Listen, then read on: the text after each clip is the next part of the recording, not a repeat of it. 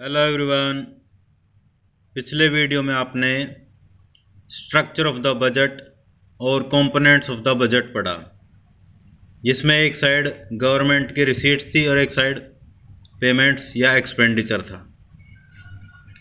तो रिसीट्स में revenue receipts थी और कैपिटल रिसीट्स, वो आपने पढ़ा था कि रेवेन्यू रिसीट्स हर महीने या हर साल या रेगुलर बेसिस पर वो मिलती हैं और उससे गवर्नमेंट के असेट्स और लाइबिलिटीज़ पे कोई फ़र्क नहीं पड़ता है। There is no impact on the assets and liabilities of the government due to revenue receipts और revenue items. But in case of capital nature items there will be a great impact on the assets and liabilities of the government. After that, you studied about the revenue receipts and constituents of revenue receipts. In that, you saw that there are two constituents. First is tax receipts and second one is non-tax receipts. So today we will study about tax receipts. आज हम tax receipts के बारे में पढ़ेंगे, तो उसको देख लेते हैं। सबसे पहले तो हमें ये पता होना चाहिए कि टैक्स क्या होता है।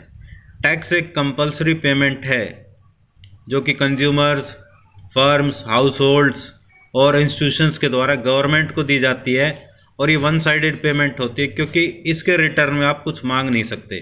आप टैक्स दे रहे हो गवर्नमेंट से, आप ये नहीं कहोगे कि हम टैक्स दे रहे हैं, हमें इसके बदले में कुछ दो। तो ये वन साइडेड पेमेंट है या यूनिलेटरल पेमेंट। अब हम इसके अलग अलग टाइप देख लेते हैं अलग अलग बेसिस पर। तो सबसे पहला progressive and regressive taxes, second है value added and specific taxes, तीसरा है डायरेक्ट एंड इनडायरेक्ट टैक्सेस।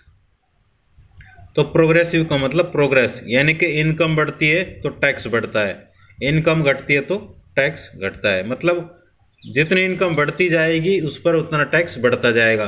जैसे कि आप अलग अलग इनकम के स्लैब्स देखते हो, राइट। तो इसका बर्डन जो अमीर है उन पर ज़्यादा पड़ता है। तो वन बाय वन हम इन चीज़ों को देख लेते हैं, राइट। तो प्रोग्रेसिव टैक्सेस क्या है बेटा? These are basically depending on the real burden of taxation.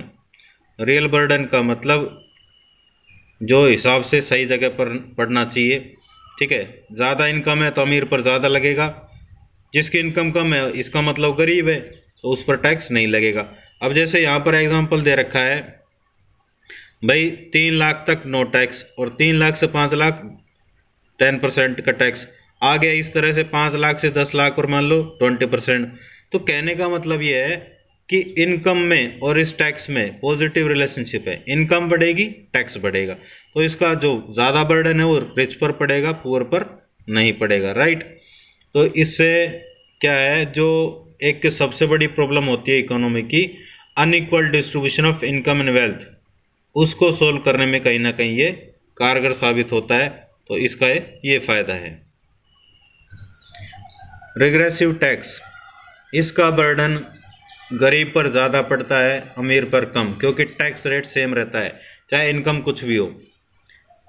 Basically India में इस तरह के टैक्स को अपनाया नहीं जाता है।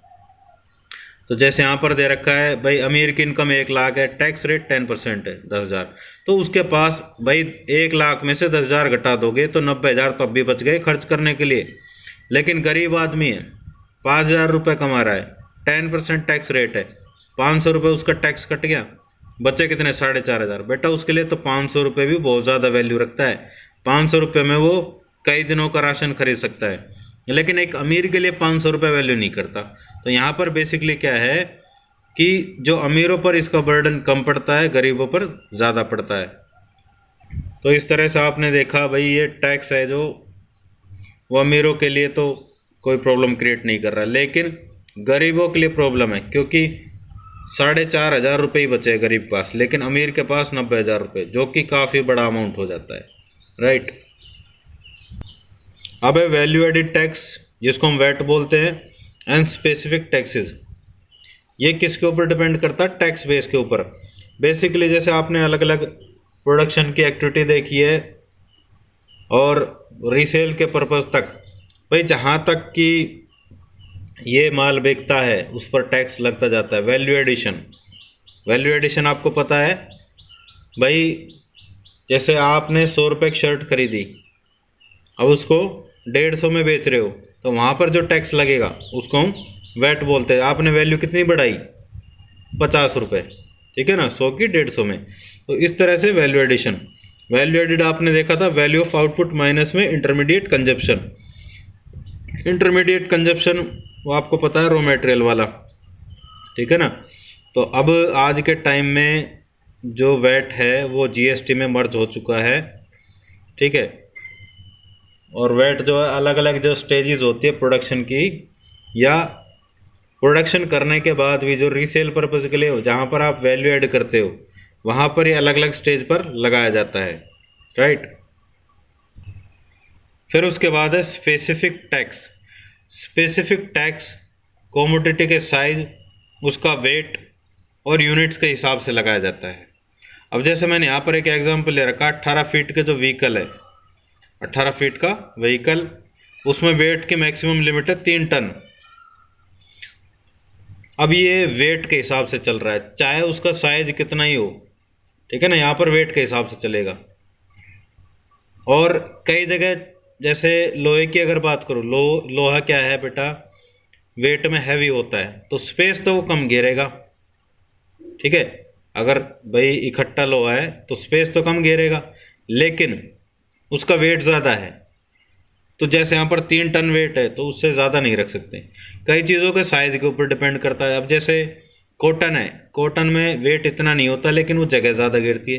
तो ये सारी चीज़ें क्या है, यहाँ पर टैक्सेस है वो साइज़ के हिसाब से, वेट के हिसाब से या यूनिट्स के हिसाब से लगाया जाता है। मतलब कॉमोडिटी के ऊपर डिपेंड करता है वो कॉमोडिटी किस टाइप की है। तो आगे देखते हैं बेटा नया कॉन्सेप्ट। फिर है डायरेक्ट एंड इनडायरेक्ट टैक्सेस। ये डिपेंड करता है फाइनल बर्डन पर, मतलब फाइनल बर्डन किस पे पड़ रहा है। डायरेक्ट टैक्स का फाइनल बर्डन किस पे पड़ेगा, जो इनकम कमा रहा है। मतलब सबसे बड़ी बात यह है कि आप इस टैक्स को शिफ्ट नहीं कर सकते। जैसे जीएसटी को शिफ्ट कर सकते हैं, ये इनकम टैक्स है, इसको शिफ्ट नहीं किया जा सकता। आप इनकम कमा रहे हो, आपको ही टैक्स चुकाना पड़ेगा, ठीक है। तो इनकम टैक्स इसका एग्जाम्पल हो जाएगा। फिर इसके बाद आ जाता है इनडायरेक्ट टैक्स। इनडायरेक्ट टैक्स क्या है, अल्टीमेटली ये जो लास्ट का कंज्यूमर होता है, एंड कंज्यूमर, ठीक है, उस पर पड़ता है। जैसे आप 100 रुपये की शर्ट खरीदी, उस पर मान लो 20% जीएसटी है, तो 120 रुपये की पड़ेगी आप।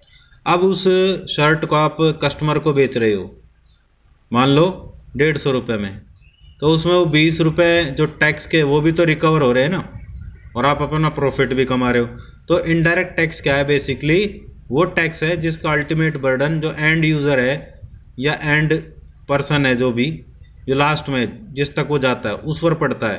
तब तक वो शिफ्ट किया जा सकता है एक पर्सन से दूसरे पर्सन पर। इसमें जीएसटी का एग्जाम्पल आप ले सकते हो। ये एक इनडायरेक्ट टैक्स है। अब इस कॉन्सेप्ट को और क्लियर करने के लिए हम डिफरेंस देख लेते हैं बेसिकली। तो डायरेक्ट टैक्स और इनडायरेक्ट टैक्स। सबसे पहला who page. Direct tax on हुम इट इज़ इम्पोज्ड, मतलब जिस पर लगाया जाता है वही पे करता है। लेकिन इनडायरेक्ट टैक्स में क्या है, शुरुआत में तो एक पर्सन पे करता है, लेकिन बाद में ये दूसरे पर्सन के द्वारा पे किया जाता है। यानी कि जब तक ये शिफ्ट किया जाता रहेगा तो वो दूसरा पर्सन ही पे करता रहेगा। पहला पर्सन तो एक बार पे करता है, फिर वो अपने उस टैक्स को रिकवर कर सकता है। फिर शिफ्ट और ट्रांसफ़र। इनकम टैक्स होता है जैसे डायरेक्ट टैक्स, इसको शिफ्ट नहीं किया जा सकता।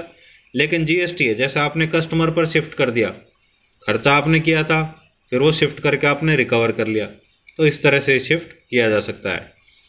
फिर है नेचर, जनरली प्रोग्रेसिव। प्रोग्रेसिव और रिग्रेसिव आपने पढ़ा, वो देख लिया, कोई दिक्कत नहीं है। जैसे इनकम बढ़ती है तो उसी के हिसाब से टैक्स बढ़ता है। रिग्रेसिव टैक्स रेट सेम रहता है, ठीक है, लेकिन उसका बर्डन गरीबों पर ज़्यादा पड़ता है, अमीरों पर कम। तो गरीब भी तो चीज़ें खरीदेगा भाई, GST goods and services tax, तो उस पर बर्डन ज़्यादा पड़ेगा। एग्जाम्पल में income tax, corporate profit tax, यानी कि जो आप बिजनेस में प्रॉफिट कमाते हो वो है ये, ठीक है। इसमें जीएसटी, कस्टम्स ड्यूटी, ये सारे इनडायरेक्ट टैक्स है। देन एक कॉन्सेप्ट है पेपर टैक्सेस। पेपर टैक्सेस क्या है? जिनका बहुत कम या ना के बराबर सिग्निफिकेंस होता है इनकम को जनरेट करने में, जैसे कि गिफ्ट टैक्स है। गिफ्ट टैक्स ये तो है नहीं कि हर साल होता रहे, वो तो ठीक है थोड़ा बहुत चलता रहता है, लेकिन इतना नहीं है। चलता है हर साल लेकिन इतना नहीं चलता जैसे कि गवर्नमेंट अलग अलग टैक्सेस कमाती है। तो एक गिफ्ट टैक्स क्या है? बहुत कम इम्पोर्टेंस रखता है। Explain through an example how the burden of an indirect tax is shifted। ये आपको सिंपली पता है। जीएसटी का एग्जांपल आप ले सकते हो। शॉपकीपर शुरुआत में जीएसटी पे करता है, बाद में इसको कस्टमर्स पर शिफ्ट कर देता है, यानी कि उनसे रिकवर कर सकता है। अब इसके बाद है नॉन टैक्स रिसीट्स, मतलब वो प्राप्तियाँ, वो जो पैसा जो आपको अदर देन टैक्सेस मिलता है, यानी कि गवर्नमेंट को मिलता है, उसको हम नॉन टैक्स रिसीट्स बोलते हैं। अब इसमें अलग अलग आइटम्स है, वो देख लेते हैं। पहला है फीस। ये एक नॉमिनल अमाउंट होता है, नाम मात्र का, मतलब थोड़ा सा पैसा। ठीक है, कोई भी आप काम करवाते हो गवर्नमेंट के ऑफिस के थ्रू जो काम होता है, तो नाम मात्र की एक स्लिप कटती है। तो ये सिर्फ क्या है, कमर्शियल पर्पज़ के लिए नहीं है, ये सिर्फ क्या है, एडमिनिस्ट्रेटिव और जुडिशियल सर्विसेज के लिए। जैसे आप ज़मीन का रजिस्ट्रेशन कराते हो तो थोड़ी सी फीस लगती है, वो अलग बात है बेटा। 2 नंबर में अगर आप रजिस्ट्रेशन करा रहे हो, 2 नंबर का मतलब ज़मीन ज़्यादा है, दिखा कम रहे हो, तो वहाँ पर वो थोड़ा सा पैसा आपको अलग से ज़्यादा देना पड़ता है। किसको? वो भी गवर्नमेंट एम्प्लॉयज़ को नहीं, वो अलग से जो होते हैं, और बेसिकली वो रिश्वत के तौर पर ही दिया जाता है। राइट, तो ये सिर्फ क्या है, नाम मात्र की फ़ीस होती है। फिर है फाइन्स। फाइन्स ये अर्निंग के लिए नहीं है, बेसिकली ये है रूल्स को फॉलो करवाने के लिए। जैसे ट्रैफिक रूल्स है, अगर उनको आप तोड़ते हो तो चालान कटता है। अब ये थोड़ी हो कमाने के लिए कर रखा है, नहीं।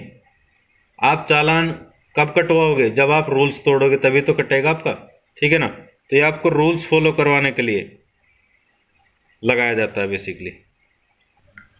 फिर है एस्टेट, लावारिस संपत्ति, जिसका कोई उत्तराधिकारी नहीं है, कानूनी रूप से उत्तराधिकारी नहीं है, तो ये गवर्नमेंट के खाते में चली जाती है। ना कोई बेटा है, ना बेटी है, ना कोई रिश्तेदार है, ना कुछ है, तो वो एक्सपायर हो जाते हैं। तो उसके बाद जो उसकी प्रॉपर्टी है उसको गवर्नमेंट के अकाउंट में ट्रांसफ़र कर दिया जाता है।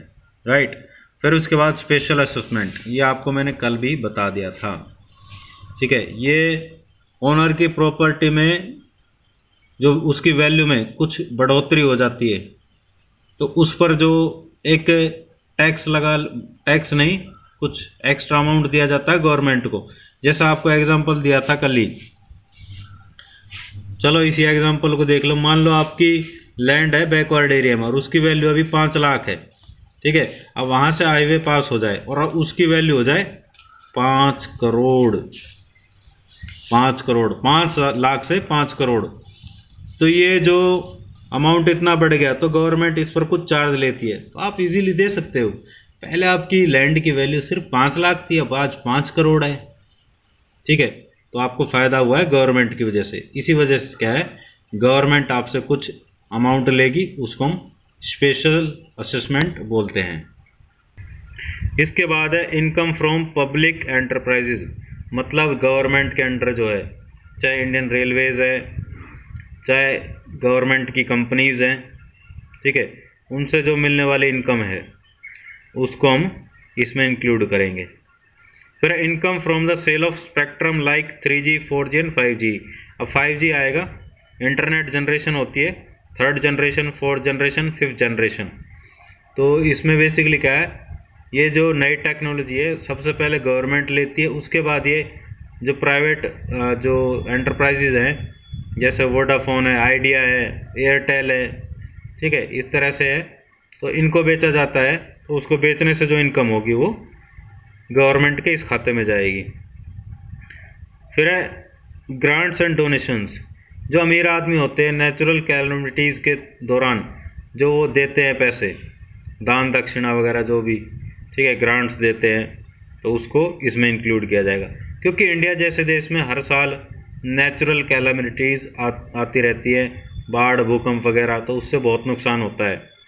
तो इसलिए क्या है, यहाँ पर अमीर बहुत सारे अमीर है, बड़ी बड़ी कंपनीज़ है, टाटा बिरला अंबानी वगैरह, इस तरह के बहुत सारे लोग हैं जो डोनेशंस और ग्रांट्स देते रहते हैं, तो वो इस तरह से इस अकाउंट में आएगा।